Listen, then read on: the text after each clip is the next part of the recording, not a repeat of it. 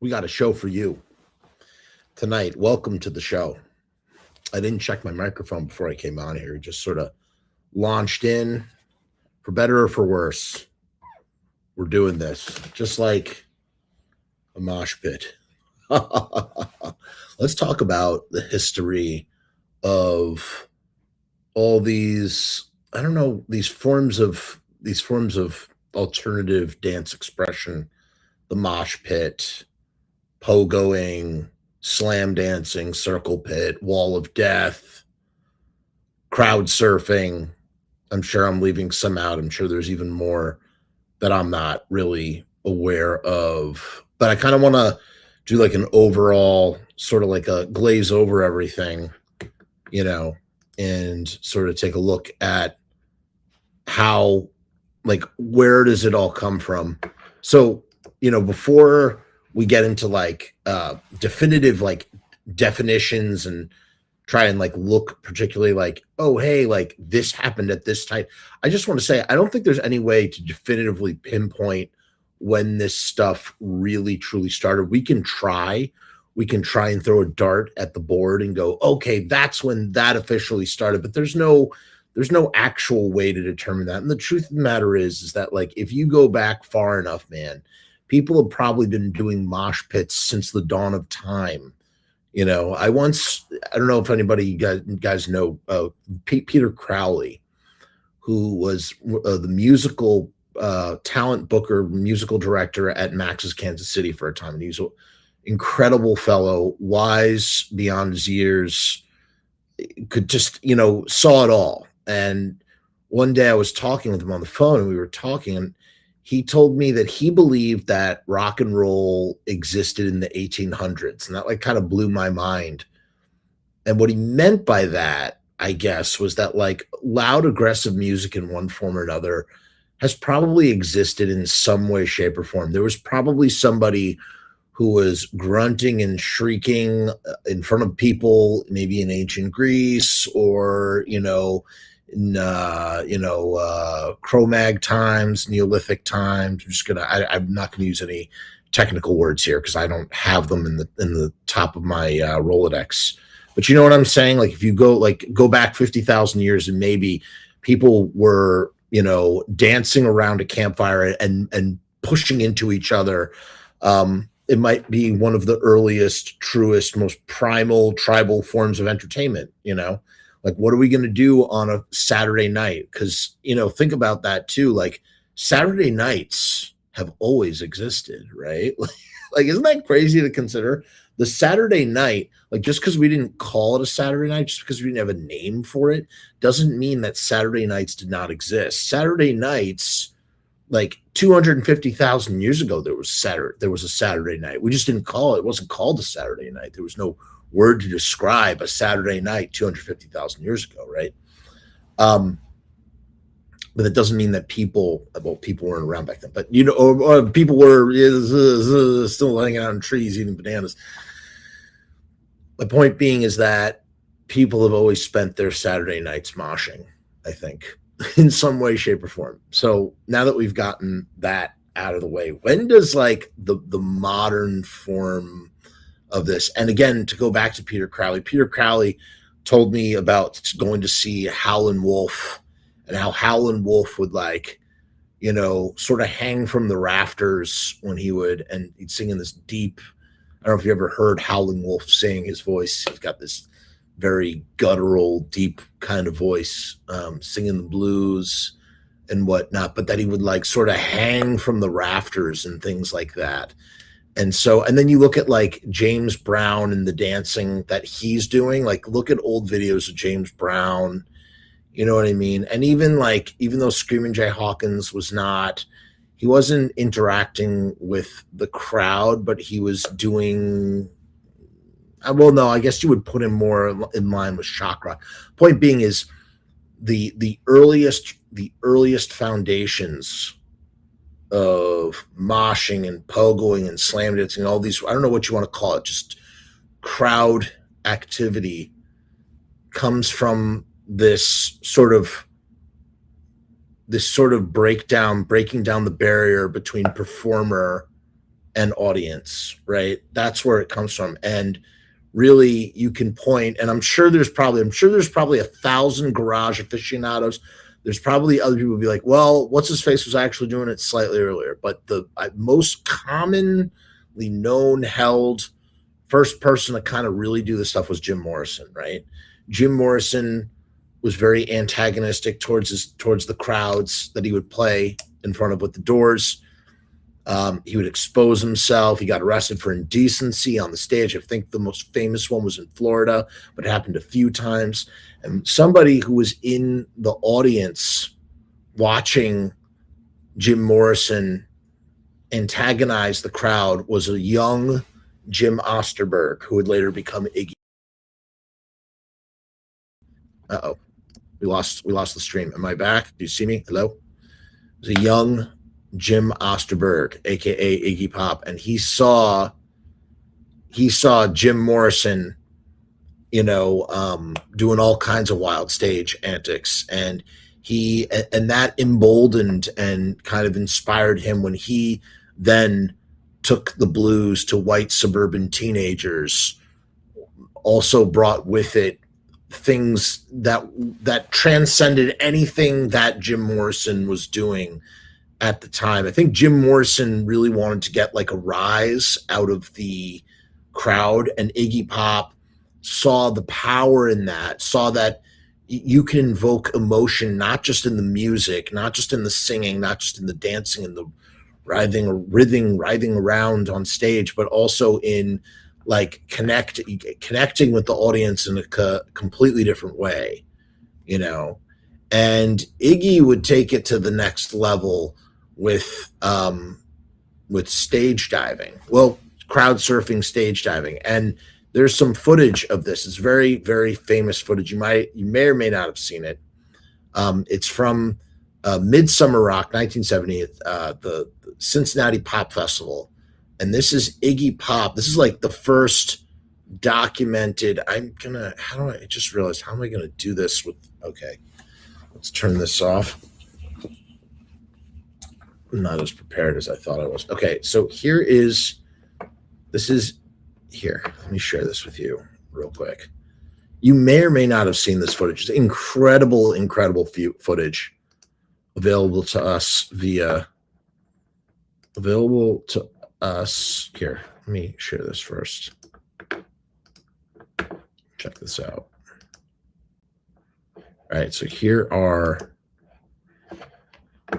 so this is the settled now on the Cincinnati Stadium, and we're still here. For those of you that will be seeing this program, you will be seeing it in a 90-minute format. We have been here 12 hours as of this minute. Right now, I want to talk to my friend Bob Waller. And Bob, you usually see it. Of course, this is a new assignment for you, isn't it, Bob? Well, I guess it's kind of like the decathlon, an endurance event, I think, at this point, Jack. Now, tell me some of the things that you've been covering down there and the people you've been meeting. Well, I've been meeting just so many different people, and I mean different types of people and everything. It's just been quite an experience. But I found that the sense of community kind of varies. So now what's amazing about this footage is you're going to see there's this very famous moment that was captured in a photograph of Iggy Pop, really, and I guess he had been doing it in 68 and 69. This is the first time that it's like really captured, documented properly, and then also broadcasted on television. You have to imagine for something like this in 1970, just unbelievable. So here's Iggy Pop. Here's the Stooges doing their thing. Let me see if there they are. All right, here, I'm gonna play this clip.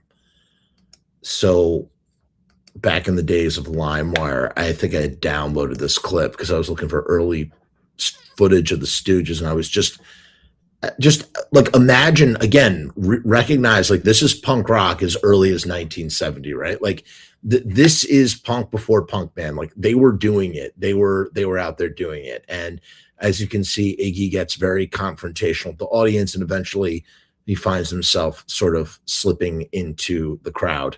Blood. She got a TV on me. She got a TV on. She got a TV on me.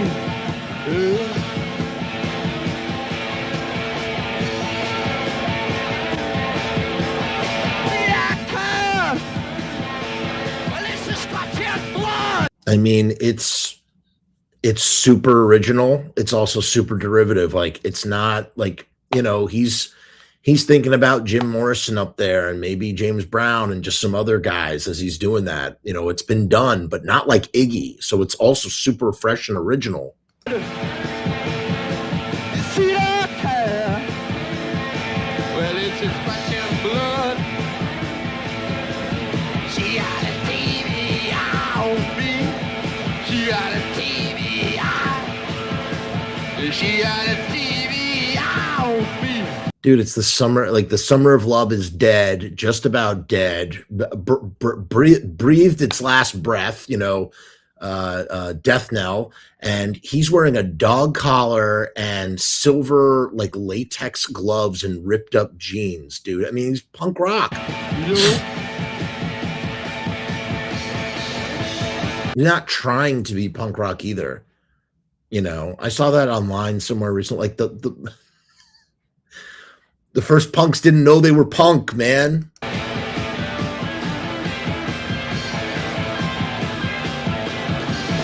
It takes real satisfaction in what he's, get it in what he's doing up there. Look how skinny he is too, my God.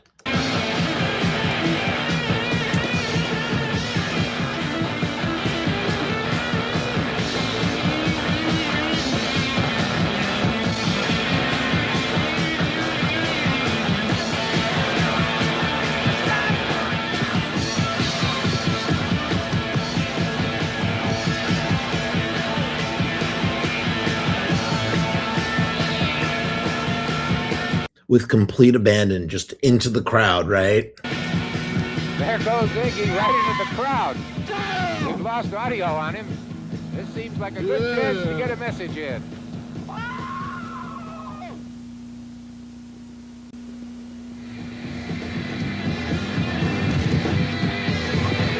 Since we broke away for our message, Iggy has been in the crowd and out again 3 different times. They seem to be enjoying it, and so does. I mean, we've talked before about like this dude. He's possessed, man. He's possessed in what he's doing. Completely possessed by the spirit of rock and roll.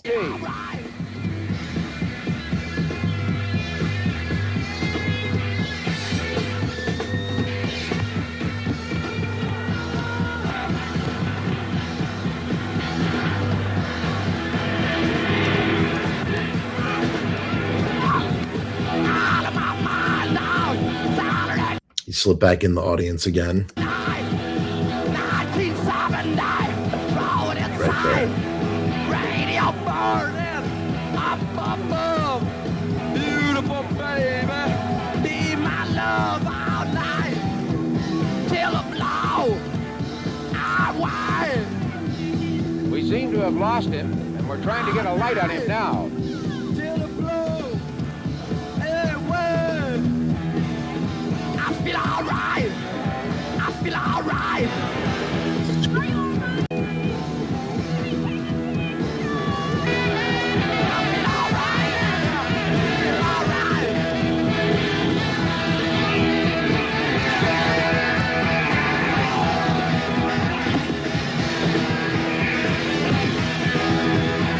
Look, you're watching this. You're literally watching the genesis, like the modern understanding of the crowd surf. It's in this moment right here. Look at this. This is insane.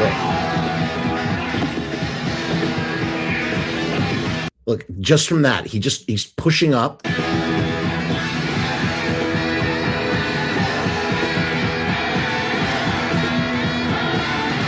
And just like that, he's standing up.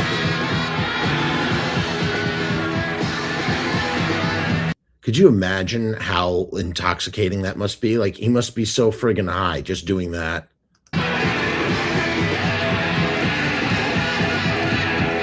And there it is. That's the photo right there. That is a very famous photograph. We're going to take a look at this moment in a minute. But this is the moment where, crowd surfing, stage walking, whatever, is born in this moment. I mean, this photo was taken, then it's put in magazines, and people see it, and it grows from there.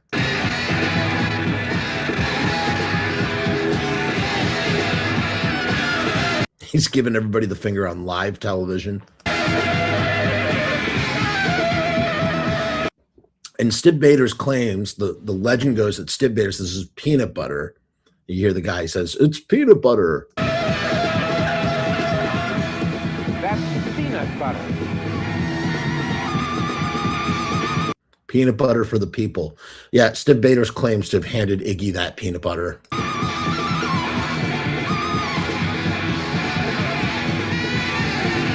That is just remarkable. It's remarkable footage. It's remarkable footage. It's really incredible.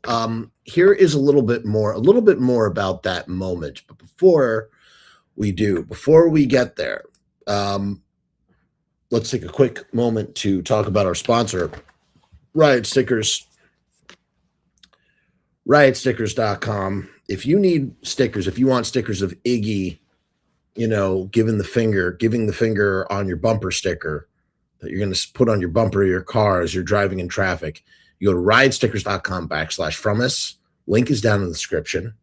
Go to riotstickers.com/Frumess, FRUMESS, and you get 1,000 stickers for $79. You're not going to find a better deal than that.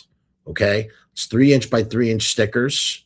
And they got a UV coating that protects them from the sun. And they are printed on vinyl, which makes them kind of weatherproof. And, 1,000 stickers, $79. So if you've got something artistic that you need to be putting on a sticker and needing the need to express yourself, you can do that via riotstickers.com/Frumess. Quick word from our sponsor. Shit, that was the wrong one. God damn it. Well, I guess we will be right back. Riot Stickers, we are the bomb. Riot Stickers, we are the bomb. RiotStickers.com. We are the bomb. Riot Stickers, we are the bomb. Riot Stickers, we are the bomb. RiotStickers.com. We are the bomb. We are the bomb. We are the bomb. We are the bomb. Okay, and now we're back. So a little bit more about this very famous, iconic moment that was captured in a photograph, particularly. We're going to look at that here real quick. I want to show this to you. So here's the photograph in question. This is just a very iconic, famous. You've definitely seen this. If you're into punk rock, if you're into anything, of the sort, you're familiar with this photograph in some way, shape, or form. And this photograph was taken by a guy named Tom Copey. And Tom talks about what it was like to shoot this famous photograph. He says, Iggy Pop and I went to the same high school in Ann Arbor, Michigan, where I graduated a year ahead of him. I was not particularly into the local rock scene, but I did photograph activities on and around the local university campus, including a band called the Prime Movers, in which Jim Osterberg played drums. Later, Jim started a band called Iggy and the Iguanas, and henceforth he was Iggy. I photographed Iggy's new band, the Stooges, at the university's Hill Auditorium. One of the pictures from that session in 1968 was later used on the movie poster to promote Jim Jarmusch's 2016 documentary on the band, Gimme Danger, the Story of the Stooges.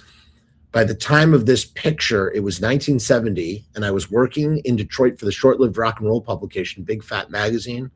I'd been asked to cover the Cincinnati Pop Festival. We drove all night in the rain to get there. It was still raining hard when we arrived at dawn. Many fans were already lined up by the gates, some covered by plastic sheets. But at sunrise, the clouds rolled away and it became a hot, bright day. The city police were there, too, to maintain order, and they had been told that because of the rain, people were not allowed on the baseball field where the stage had been set up in the middle. But as soon as the first notes were struck, hundreds of fans poured onto the field, where they stayed for the rest of the day, pushing right up to the stage. The Stooges were in some heavy company that day, with Traffic, Alice Cooper, and Grand Funk Railroad all playing too. It was already dark when the Stooges came on. Even though they were hot, the crowd was in a jovial mood, having pulled one over on the cops. During the Stooges set, Iggy dived off the stage into the crowd, where we saw in that footage, where he was lifted up by his fans and stood above them in triumph. I had a good vantage point on the right side of the stage, so when he rose up out of the crowd, I just kept shooting. Someone handed him a large jar of peanut butter, and he smeared some on his chest and threw much of it into the crowd, to their mighty amusement. When he was leaving the stage after his set, Iggy wiped the peanut butter from his hands onto the fancy shirt of the MC as he passed. After the show finished, thousands of fans headed to the exits. All hell broke loose. The police and their dogs had been waiting in the wings to clear the field and proceeded to chase off everyone into the stands. The inevitable rain of bottles and trash were thrown at the police from the upper decks into what later became known as the Cincinnati Cop Festival. I knew I had gotten a lot of good shots that day, and by then I had already witnessed many street battles between the cops and America's youth. So we split and drove back to Ann Arbor. When I looked through my pictures, I knew this one was special. I didn't hang with Iggy, but he seemed like a normal person, although obviously extraordinarily exhibitionistic on stage. His antics were self-destructive and laughable at the same time. I admired the antisocial and over-sexual nature of the band. This was the 60s after all, even if most of what they played left me cold. I wasn't a Stooges fan. I went on to photograph a lot of band in that era: Jefferson Airplane, The Who, the Rolling Stones, and blues musicians like B.B. King, Muddy Waters, and Howlin' Wolf. After a few years, I moved away to cover jazz and photographed musicians including Duke Ellington, Miles Davis, and Charlie Mingus. Most of the rock stars I witnessed were overbearing, demanding, and entitled. The jazz musicians, for the most part, were down to earth and working men and women who were remarkably skillful players. I was so proud when Rolling Stone magazine named this picture as one of the best rock photos of 1970. I was really happy 5 years ago when the skate shoe company and clothing company Vans leased it for international advertising. It remains my best-selling photo. Remarkable piece of photojournalism right here, capturing such history, man, such history. Now, before we move on, let's talk a little bit about like what kind of like came out of that and what came next, and like where it kind of, where it's kind of going or where it kind of went. And and I want to look at this article from The Atlantic, which I think is pretty interesting. So where's the word? Okay, so here's the thing. After this, you had, in all sorts of music scenes, you had variations of all the same kind of thing were all happening at the same time, right? LA, they were doing stage diving and slam dancing and things. In England, there was pogoing, and apparently it's claimed that pogoing was invented by Sid Vicious. I don't think you can, give Sid Vicious all of that credit. That'd be kind of crazy to think that that pogoing came out of something that Sid Vicious had done. But according here, hold on, let me see if I can find this real quick. Let me see. Yeah. The direct predecessor to moshing was the pogo, a style of dance done in 1970s English punk rock scene in which crowd members would jump up and down while holding their arms beside them. So it was kind of like a weird form of dancing, but it wasn't moshing and it wasn't aggressive. It was sort of like everybody doing it next to each other. According to the British rockumentary, The Filth and the Fury, it was invented by Sex Pistols bassist Sid Vicious in 1976. I've seen The Filth and the Fury. I don't remember that scene. I mean, we could have looked it up, I guess. I think it's kind of crazy to attribute that directly to Sid Vicious. The thing about the Iggy thing is interesting because it's so documented, right? Like we have this photograph and we have this video, and it's 1970, and it really is sort of a way to plant a flag in a ground that where you can't really plant that sort of flag. You know what I mean? So I don't know. I just feel like it's a bit different. I'm reading from Wikipedia here. As the prominent punk rock scene in Southern California began to form in the late 1970s and early 1980s, with early hardcore punk groups like Fear and Black Flag, moshing, as it is understood today, began to develop, originally termed slam dancing. So now I was kind of curious. It's like, what is the difference between slam dancing and moshing? Slam dancing is essentially an older term for moshing, both involving energetic, aggressive pushing and slamming in a circle at punk metal shows. but some differentiate them. Slam dancing can imply more wild, flailing, individualistic chaos like karate kicks. So I'm thinking of like, hardcore shows from like the 2000s. We'll see that where they're doing the windmill nonsense and the picking up change and whatnot, right? While moshing often refers to the more communal, rule-bound push pit or circle pit with an unspoken code to help fallen people, though the terms are usually interchangeable for some chaotic energy. I feel I've participated in lots and lots of mosh pits. And yes, there's like a code of ethics. If somebody falls in the pit, you stop what you're doing and you pick them up. In between songs, people tie their shoes. You try to, the goal is not, there's this thing that's known as crowd killing where people are purposely trying to hurt other people. And that's not the point, I think, of like a good mosh pit is not about trying to intentionally hurt. It's about losing your mind and expressing yourself through wild, energetic movement and careless abandon via slamming into each other. But that doesn't mean that you're looking to hurt. When you slam into somebody else, it's with the expectation that they can handle whatever it is you're giving them, that you can handle whatever it is that they're giving you. And it's this exchanging of energy. It's like chemical reactions, right? The splitting of atoms or the clashing of atoms and electrons, whatever, in the same way that it happens on a quantum level, on a microscopic level. It's like the same sort of thing. These are yeah. Sorry. I don't know what I'm saying. Right now. Difference between a circle pit and a mosh pit. Well, a mosh pit is just, to me, a mosh pit is like standard chaos, right? It's like anything and everything is slamming into each other and whatever. And there's wild, chaotic energy.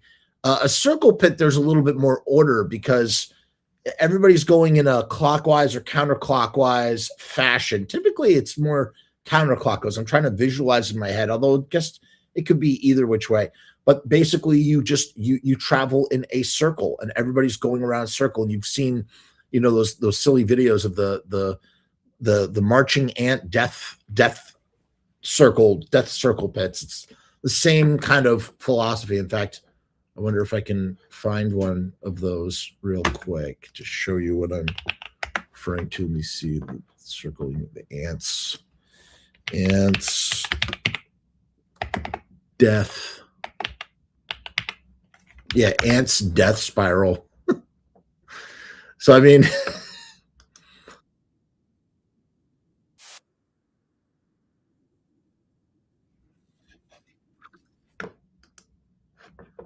there's this situation. There's a circle what you are pit. looking That's at what a right circle now pit is looks an like, ant mill, but with also ants. commonly known as a death And spiral. sometimes people lay down. So how did they get music into this underneath these situation? things for a good It all laugh. started But with these this are ant. actually very serious. Army ants These are practically caused by blind ants and their rely on each chemicals other's going haywire and pheromones to whatnot. navigate. When And army causes ants them to do this. It kills all the ants. But I'd say that's like a pretty visualization, like what a circle pit sort of looks like. Where does the term mosh come from? The name mosh originates from the word mash. While performing their song Band in DC in either 1979 or 1980, this is also remarkable because we can trace the terminology of mosh pit to a very specific person at a very specific time. While performing their song Band in DC in either 1979 or 1980, HR, vocalist of the Washington, D.C. hardcore band The Bad Brains, shouted, mash it down, Babylon, because of his Jamaican accent. By the way, HR had a fake Jamaican accent. HR was from DC. Those guys put on those accents that was not, but in any case, some audience members heard this as mosh down Babylon. Beginning around 1983, metalheads began to refer to the slower sections of hardcore songs as mosh parts, while hardcore musicians called them skank parts. Once Stormtroopers of Death released their debut album Speak English or Die in 1985, which included the track Milano Mosh, the term began being applied to the style of dance. The term was further popularized by Anthrax's 1987 song Caught in a Mosh. Anthrax shares band members with Stormtroopers of Death, of course. Scott Ian. I'm thinking of Scott Ian. So here's this interesting article. I thought this was interesting. I wanted to cover this. This is the main reason why we're here doing this video right now. So this is by James Parker, The Savage Empathy of the Mosh Pit. The frontmen are demagogues. The crowds are fine. The frontmen are demagogues. The crowds are fanatical, and yet rugged compassion abides. Open it the fuck back up. Open it the fuck back up. The muscular Matt Honeycutt commands, mic gripped in his left fist, mustache prickling with indignation. He is balefully slash, lovingly surveying the crowd and finding it a little sluggish and closely packed for his taste.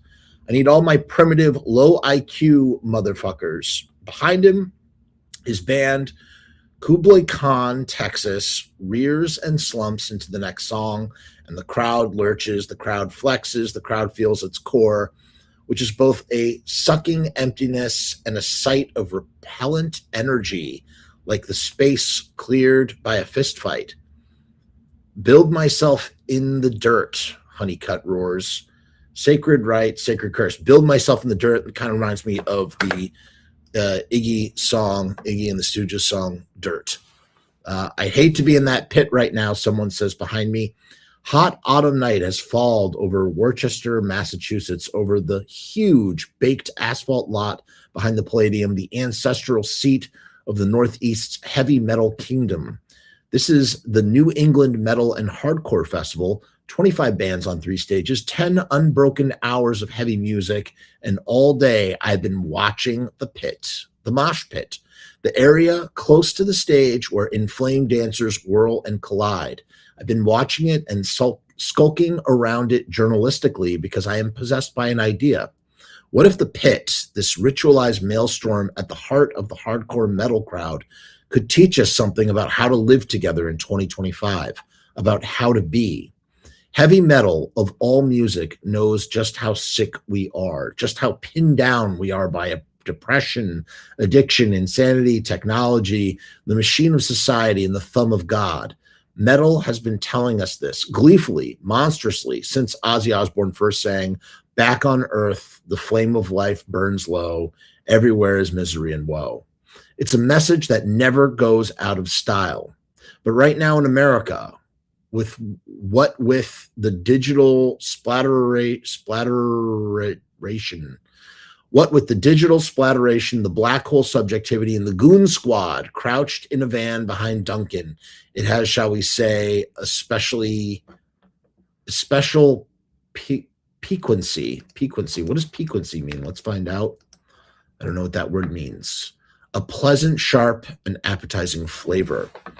Metal Fest, as I like to call it, has been running around the Palladium since 1999, reliably showcasing the best and the brightest, the worst and the darkest, from across the spectrum of metal and hardcore punk. When I say 10 unbroken hours of heavy music, I'm not kidding. Kind of curious to know what these bands are and if they're interesting. Metal Fest is immaculately organized and relentlessly programmed, and the heaviness is continuous. Inside the Palladium, there's a small, explosive room for the bands and the jumpier and more hardcore punk end of the spectrum. Bands such as Hard Target from Central Massachusetts and New York City's Madball. Outside the lot, where the metal hordes are gathered, 2 large stages face each other across an expanse of a few hundred yards. And when a band, say Gideon, stops playing at one end, another band, say Full of Hell, starts up immediately at the other end. As one set finishes, the other words, "Thank you, Worcester, Ushta." Its last chord still decaying and its ions still swimming in the afternoon air. You hear back You hear behind you a scuttle of drums and a squawk of feedback and all right, let's fucking go. All you have to do is turn around. Perfect for this crowd. For this is the deepest, most unassuaged desire of all metalheads. So he's kind of like talking about hardcore punk and metalheads. It's kind of like a little too synonymous. There's a little bit more separation there, I feel like, personally. And heaviness is, I'll hazard some definitions. It's a sense of cosmic tragedy, a love of the low end, an affinity for thicker frequencies of existence, a paradoxically joyful desolation. It's the compression of time. What the fuck is this guy talking about? This is so wordy. It's so, dare I say, a little pretentious. It's the compassion of time in a riff. It's the weight of experience and the curve of space. It's the caped shadow of Ozzy, his wings spread, crying, lost in the wheels of confusion. It's the mood conveyed by the slogans on the backs of various band shirts that everyone at Metal Fest is wearing. Fuck your life. Sorrow will prevail. You will die, my enemy. Maybe I'm being a little too hard on this guy. That's not so bad. The Pit is an institution, at least 40 years old. Who started it? It's a lot older than 40 years old. I mean, think about that. If this article is written in 2025, is he saying that the Pit was birthed in 1985? That's just not true. The Pit is an institution at least 40 years old. Who started it? Where? Was it birthed in the skinhead cauldron of New York's Lower East Side or in Southern California with punk rock surfers and skaters of Huntington Beach? I think that Huntington Beach is where it really began. The legends abound, but somewhere, or more likely in several places at once. Actually, that's like what I said. It's a combination of, it was kind of happening everywhere, every which way. That's probably the most likely explanation. But somewhere, or more likely in several places at once, around the beginning of the 1980s, the crowd at U.S. hardcore shows opened up. Where there had been a crush or a scrum, there was suddenly where there had been a crush or a scrum, there was suddenly and dramatically a space for violence, for collision, for expression, for the hardest of the hardcore, the Pit. And as aggression and acceleration of hardcore migrated into metal and into the roomier, boomier venues of the metal circuit, the Pit got bigger.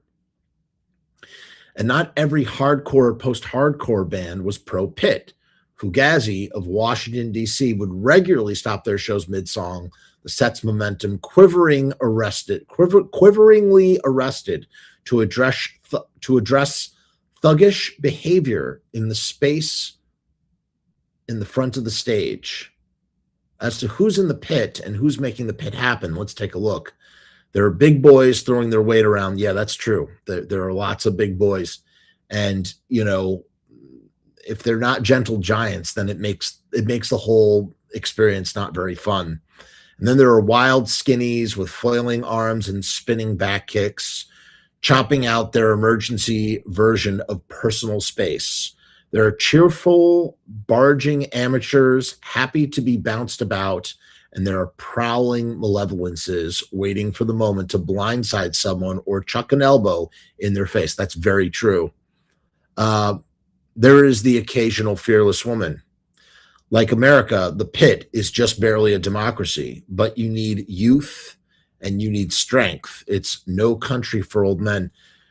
I'm not going to comment on that, actually. And here's something else. The amount I fucking still hold myself. I have a low center of gravity. I have a lot of density and I have a lot of mass, and I can still hold myself together in a mosh pit. Take a lot of pride in that. Although my body, the day after a show, my body feels it a lot more. I'm at 40 years old, and I don't know that I can keep it up very much longer. I think my time to retire is coming sooner than later. The amount of fights, bloody noses, chest-to-chest confrontations, bouncer interventions I spot at Metal Fest, 0. A self-policing environment to a remarkable degree. That's very true. I mean, this is where, you can find I guess you can find anarchy in places like this. And what I mean by anarchy, I don't mean like the idea of chaos. I mean the idea of personal responsibility, self-governance. And it's the same with like a four-way stop sign, right? You don't need anybody to monitor or to sort of delegate at a four-way stop sign, because everybody knows the rules of how a four-way stop sign works. And if everybody's following the rules, then self-governance is all that is needed in order to operate properly at a four-way stop sign. And that's a lot like what a really good, well-oiled mosh pit is like. And I'm sure that's what he's going to say right here. A self-policing environment to a remarkable degree. Although I do overhear one young woman in the post-pit distress, "That was the stupidest shit I ever seen. Girl, I am livid. Like, who is this bitch? I've never seen her before." While her partner murmurs indecipherable sounds of consolation. Part of being a metal or hardcore frontman in 2025 is knowing how to work the pit, appointing yourself a specialist in mob physics. All day at Metal Fest, you can hear them calling out the moves. Make a circle pit, a vortex, two-step, a dance, kind of hobbity stomp, side to fucking side, self-explanatory. The crowd will obediently convulse or it won't. Okay, now we're going to play a game called Wall of Death. Yes, okay, the Wall of Death. The singer of Despised Icon announces during their early evening set. The game's pretty simple. I'm going to count to 4. Too hard, one wag bellows in front of us. The Wall of Death, incidentally, involves splitting the crowd down the middle, creating a channel of space, and then having the two sides charge across it like clashing medieval armies.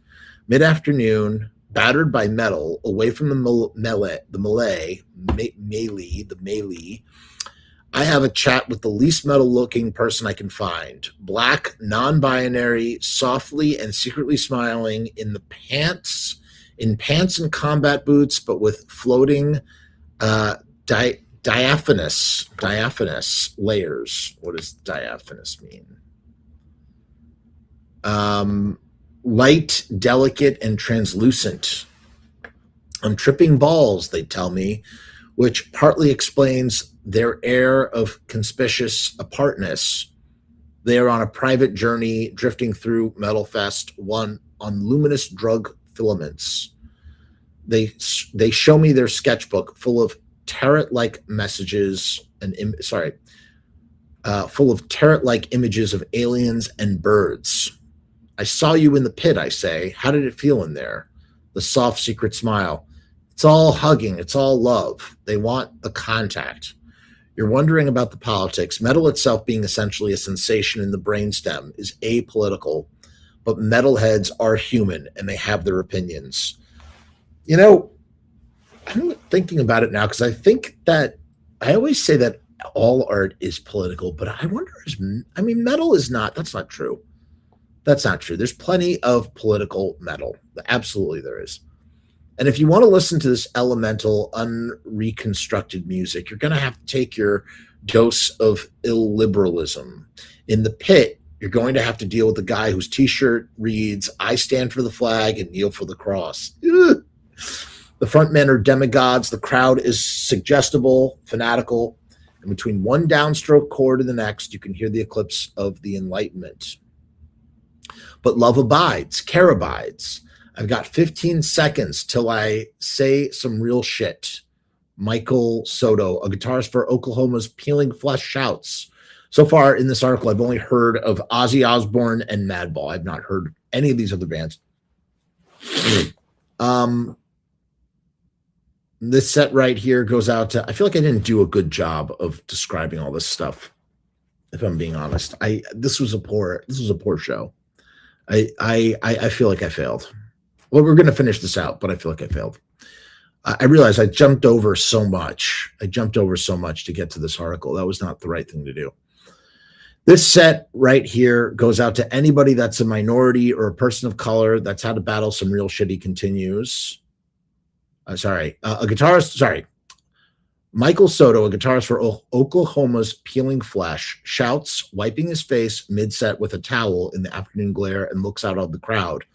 This set right here goes out to anybody that's a minority or person of color that's had to battle some real shit. He continues, even though that's not your problem, make it your problem. Make it your fucking problem. I think it's time for us as a people to become human again. It's time to give a shit about the people next to us. We have to stop this madness, because if we don't, the country is going to be over in our lifetime.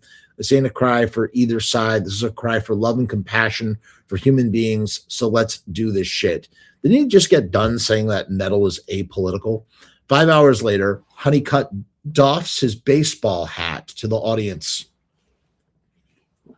This next track, he declares, goes out to all the ladies in the house, but this isn't some sexist rave up. This isn't Girls, Girls, Girls by Motley Crue. This one's about truck stop sex workers, exploitation, and generational abuse.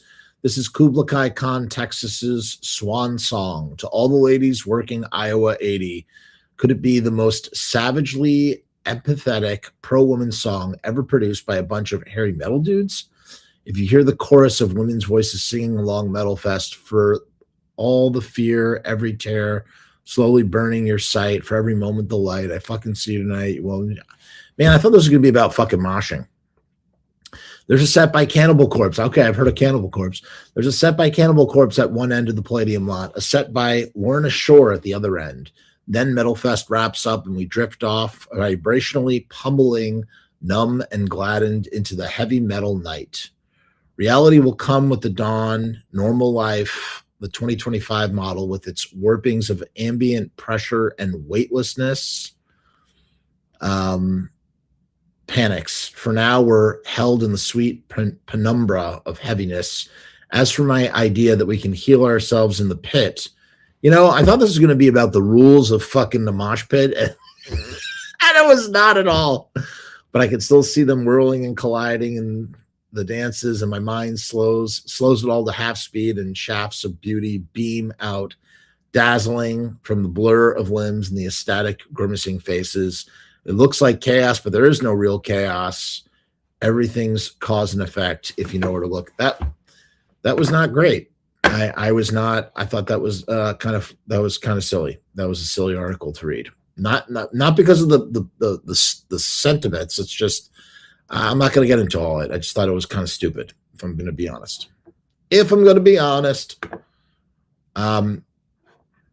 This is me at CBGB's in February 25th, 2006. This is me at a Bad Brains show called Bad Brains Jam. John Joseph singing from the Chromax. I did a show on this before because I was shocked to find this footage, but I figured I might as well play it here for the sake. So this is my experience stage diving. One of the times I stage dive at CBGB's.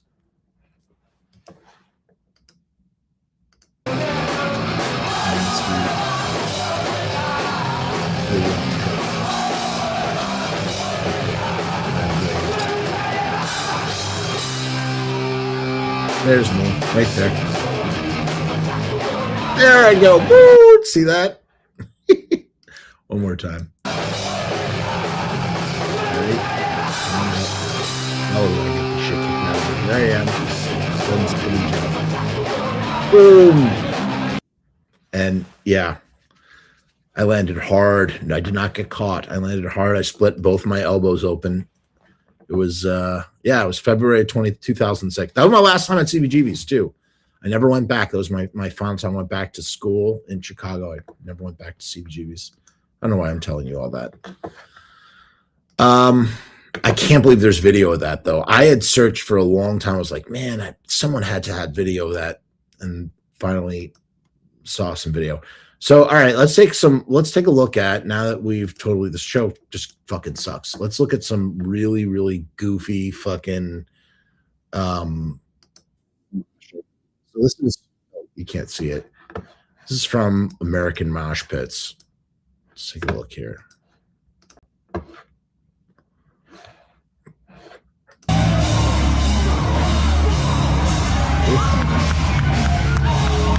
I'm going to turn off the... So there's some moshing. You can see this is a lot of chaos. This is like more of a hardcore show, and this is not the type of mosh pit that I personally like to enjoy. I think this is really goofy shit. I think this is really, really goofy. I don't think this has any place. I mean, listen, whatever floats your boat, but it just kind of feels like some really like goofy, trying to be tough and macho sort of stuff. I don't know. It was pretty cool. These guys are all skanking. Not a chick to be seen. Oh, there's a chick. Never mind. Woo! There's no one. Yeah, people get hurt. And then you have people who are stage diving. I don't stage dive anymore personally because I don't have fucking insurance, dude. I just like, I mean, I can't afford to get hurt. I do have insurance. I can't afford to get hurt. That's what I meant to say. So everybody's really spread out. I just think this is so antithetical to a mosh pit, this sort of slam dancing. It's like, why are you doing this? Like, what is that? Like, I don't understand the point of any of this. I really don't. I just don't get it. I mean, I understand because I like to participate in mosh pits, but I don't understand this. I just don't get it. I just don't see. I don't understand. I don't appreciate this kind of expression, I guess is what I'm trying to say. I feel like in a mosh pit is about people enjoying communally, like enjoying music together in a communal kind of way. And this is more about like, doing this weird individualistic sort of, karate kicks to the air because you almost like want other people to see you karate kicking the air, as opposed to being in a mosh pit where you're just in the thrall and you're just enjoying yourself. See, this is like, I like crowd surfing, don't get me wrong, and stage diving and stuff, but I also think that it's incredibly inconsiderate. There's just too many X factors. There's too many people who don't want to participate but do want to be at the show. I think that it should be said that if you're at a show where this stuff is like happens frequently, like that, this comes with the territory. So be prepared, right? Like, don't go to a water park expecting to stay dry. That's on one hand, but on the other hand, just fucking diving into a crowd and expecting people to catch you. It's nuts. It's nuts. So I don't know. This is more of a mosh pit. This is a goofy mosh pit, but this is more of a mosh pit. This is more of what I personally enjoy this a lot more.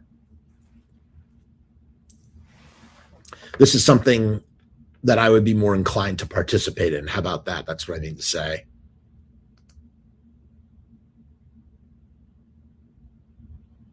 But this is just, I don't get this, man. I don't. Sometimes they do it there's like real choreographed. So look at this guy just looking to hurt people. Just hitting people in the crowd. I mean, that just, I don't get that at all, man. That's more of a mosh pit. But there's just not enough people. Look, see? And they get in, they help them up. Everybody stops to help up the person that got. Yeah, this is goofy. I would never participate in this. I just wouldn't. There's a special type of athleticism. There's a special type. Dan says, never crowd surfed. I'm like 6'2" and 230. I've helped many others get up and stay up. Dan says, my first and only stage dive was 1998 at Soulfly's first Minnesota show. I jumped on stage during a Sepultura song and stage dived and cleared the front row, landed in the circle pit, slammed hard. Yeah. Yeah, that's not fun. If you miss it. See, the thing, what's interesting too is like I wouldn't even be at a show like this because I don't listen to that kind of music where they're doing this kind of whatever the fuck this is, this hardcore dancing.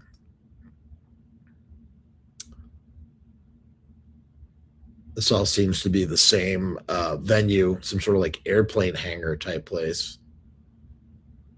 It's just not my thing. Oh, here you go. Look. See, everybody's doing the same thing. This is picking up change. It's kind of hypnotizing to watch. But it's kind of it's goofy too. There's something like really goofy about it.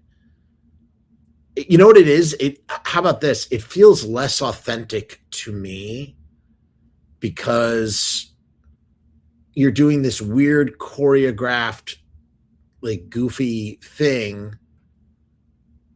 as opposed to just hearing a song that makes you lose your mind and just flailing about. That to me feels more authentic. You know, that's more real.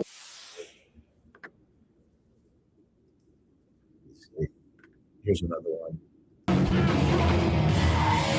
This is really kids being silly. I mean, there's nothing wrong with that, you know? Yeah, it is. It's thriller dance. Absolutely. Damn, the other video. No, we don't want to see that. All right, class, break out Okay, your look at this. textbooks This is and cool. pay attention because today's lesson All right, so is on that's Moshing, friendly, violent, brutal, and very not crowd killing, misunderstood war wall of dance death. and mating call of fans. That's my kind of mosh metalheads, pit right punks, there. This rockers, all of that fans of extreme no. brutal and This. very misunderstood. That's more of a dance mosh and pit that mating I call of enjoy. fans Like of that extreme sort of music. chaos. Metalheads, punks, really care for rockers, this. hardcore fans, and methed out rednecks are some of the main groups of music fans who express their love for art by violently slamming into each other. To an outsider, a mosh pit just seems like a That's not as fun. painful I like, tradition you know what as I fun like? as it is I exhausting. like a completely show made all of that up. That's where not true at all. where it's at a club. Not all mosh pits You are see, the this is same, and ridiculous. often the This is like intensity of crowd one killing. depends on the band and their fan base. A mosh pit at a They power just try metal to show hurt each isn't other. anything That's like more. what That's a pit at mosh pit. That's a Slayer great show mosh pit was. right there. Not Any that one. Slayer survivors out there know what I'm talking. Risk of getting hurt. That's It's a not lot saying of that you. fun. First, biggest, and Mosh most etiquette. important rule of all, the one that everyone should That's know a circle already. pit. Go ahead and say it with me, class. But it's not like a Please. punk Because rock. despite the chaos and madness Skanky of the pit, circle it pit. very much has a team energy. That's more where that kind of people walk a moshing. line That's a lot between more going fun. That's completely apeshit great. while still looking out for each other. Again, That is a lot if of someone fun. falls, pick them up. The next unwritten rule of the pit Keeps is going you to can this. overtake more of the audience as the show gets entertaining, but to outsiders will seem absolutely insane, and that is the wall of know death. this. If you're at a metal show, the crowd splits down the Oh, there you middle. go. That is a wall of death.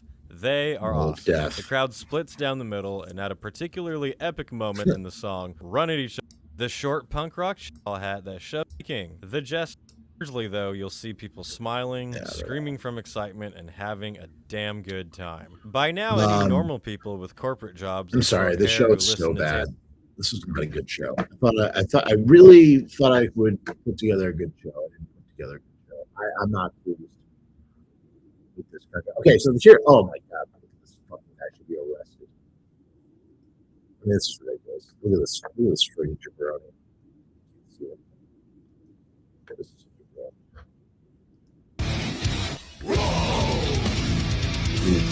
is a bag. I mean, just trying to hurt everybody.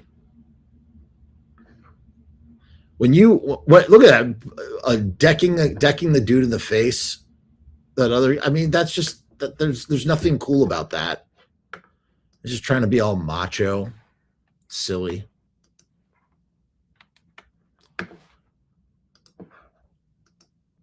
Yeah, I don't know. I don't fucking know. Yeah, what the fuck's up, Denny's? Yeah, I thought this would be a cooler show. I'm not pleased with how this came out. I'm gonna go. I'm not feeling it tonight. We'll be back. I have some cool surprises coming up. So stay tuned. Yeah. Peace, hair grease. I'm out.